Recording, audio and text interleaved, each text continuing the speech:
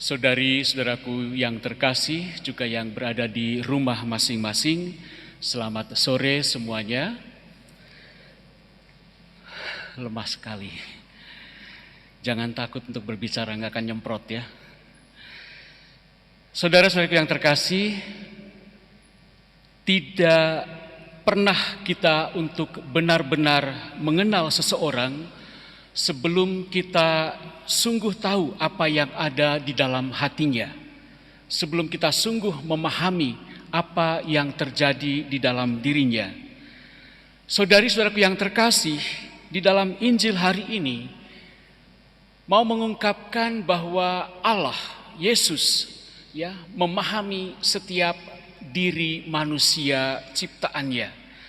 Dalam Injil, saat Yesus bersama dengan Nikodemus, seorang anggota Sanhedrin, Yesus sangat memahami kegelisahan Nikodemus. Maka Yesus memberikan semacam pengajaran tentang sejarah keselamatan. Nikodemus yang meskipun sukses di mata dunia sedang melakukan proses pencarian tentang karya keselamatan Allah. Ada ketidakpuasan di dalam hatinya, maka Yesus ingin agar orang itu menemukan sukacita yang hanya diperoleh melalui atau yang diberikan oleh Tuhan.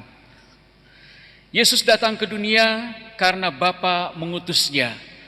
Bapa sangat mencintai dunia. Tuhan tidak tega melihat manusia binasa di dalam dosa. Dia ingin sekali berbagi dengan kita tentang kehidupannya yang kekal. Dia peduli, dan Yesus Kristus adalah bukti bahwa Dia peduli sehingga Dia rela mengorbankan putranya yang tunggal untuk manusia. Inilah hal yang luar biasa tentang kekristenan. Tuhan menjadi manusia sehingga kita bisa menjadi seperti Dia di dalam kasih-Nya. Lalu apa yang Tuhan kehendaki dari kehidupan kita? Pertanyaan ini tentu membentuk dasar dari kehidupan rohani atau spiritual kita. Tuhan telah mengambil inisiatif agar kita bisa menikmati hidup yang kekal bersamanya. Cinta bersumber dari Tuhan sendiri yang menghendaki kita tinggal bersamanya. Kita telah dan akan selalu dicintai oleh-Nya. Dia ingin kita tahu bahwa kita sama sekali tidak ditinggalkan. Dia selalu bersama kita. Dia hanya meminta agar kita mencintainya. Cinta Tuhan tidak terbatas pada satu bangsa atau satu orang saja, bahkan untuk orang baik saja. Cinta Tuhan tidak terbatas kepada orang tertentu atau bangsa tertentu. Sama seperti hujan yang diturunkan untuk orang yang adil, yang tidak adil, dan juga yang tidak adil. Begitu pula cinta Tuhan dimiliki oleh seluruh dunia atau diarahkan untuk setiap orang. Maka dengan konsep ini tidak ada orang di luar kasih Tuhan. Cinta Tuhan tidak terbatas dan tidak pernah berubah.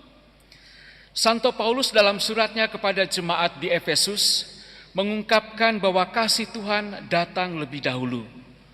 Kita diselamatkan oleh kasih karunia karena anugerah Tuhan dan bukan oleh perbuatan kita. Maka kita tidak mendapatkan keselamatan dengan berdoa dan menghindari dosa.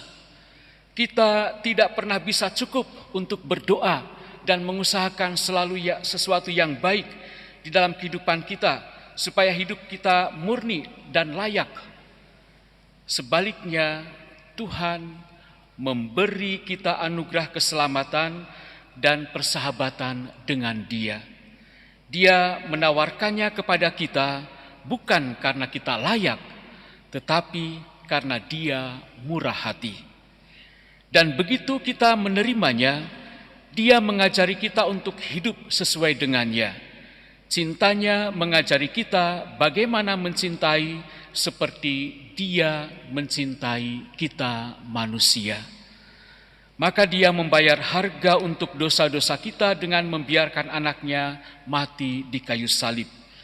Dan sekarang melalui persahabatan kita dengan putranya, Dia mengundang kita untuk secara bertahap dimurnikan dari semua kecenderungan egois dan dosa kita. Dan dengan cara itu kita dapat membiarkan Dia supaya Dia berkarya dalam hidup kita dan melayakkan kita. Tuhan mengasihi kita, bahwa kita sangat berharga di mata-Nya, tidak peduli apapun kondisi kita saat ini, terlepas dari dosa, kegagalan, kelemahan, dan kerapuhan yang kita alami. Seperti yang dikisahkan dalam bacaan pertama dari kitab Tawarik, pengalaman orang Israel yang memutus persahabatan dengan Tuhan, tetapi tetap dicintai oleh Tuhan. Tuhan membawa orang-orangnya yang tidak layak kembali ke Yerusalem dan mengizinkan mereka membangun kembali bait suci. Ini adalah sebuah tanda perdamaian dan kemakmuran abadi. Saudari-saudaraku terkasih, karena kasih Tuhan, kesetiaan Tuhan, belas kasih Tuhan, Tuhan tidak membuat kita sendirian. Dan Dia tidak mencintai kita karena kita sempurna, tetapi Dia menyempurnakan kita karena Dia mencintai kita. Inilah kabar baik dari Injil hari ini. Tuhan begitu mencintai dunia sehingga Dia memberikan putra satu-satunya, sehingga setiap orang yang percaya kepadanya tidak binasa, melainkan memiliki hidup yang kekal. Inilah sebabnya mengapa setiap tahun, tepat di tengah masa pertobatan ini, pada minggu keempat Prapaskah, gereja menyebutnya sebagai Minggu Prapaskah Letare atau bersukacitalah. Gereja mengundang kita untuk bersukacita. Kita memiliki 4 minggu untuk merenungkan kelemahan dan kecenderungan dosa kita. Dan sekarang kita dapat menghargai lebih dalam betapa penuh dan tanpa syarat kasih Tuhan untuk kita. Bahwa sementara kita mati dalam pelanggaran kita karena dosa-dosa kita, seperti yang dikatakan oleh Santo Paulus, Tuhan menjangkau dan menyelamatkan kita. Maka saudari-saudaraku yang terkasih, betapa beruntungnya kita karena kita memiliki Allah yang Maha Kasih. Allah yang selalu memahami kita anak-anaknya. Maka saudari-saudaraku yang terkasih, saat kita merayakan Ekaristi ini, mari kita bersyukur, berterima kasih kepada Tuhan atas cintanya. Dan ketika Dia memperbaharui cinta itu melalui pengorbanan misa ini, mari kita buka hati kita untuk menerimanya, untuk membiarkan Dia mencintai kita.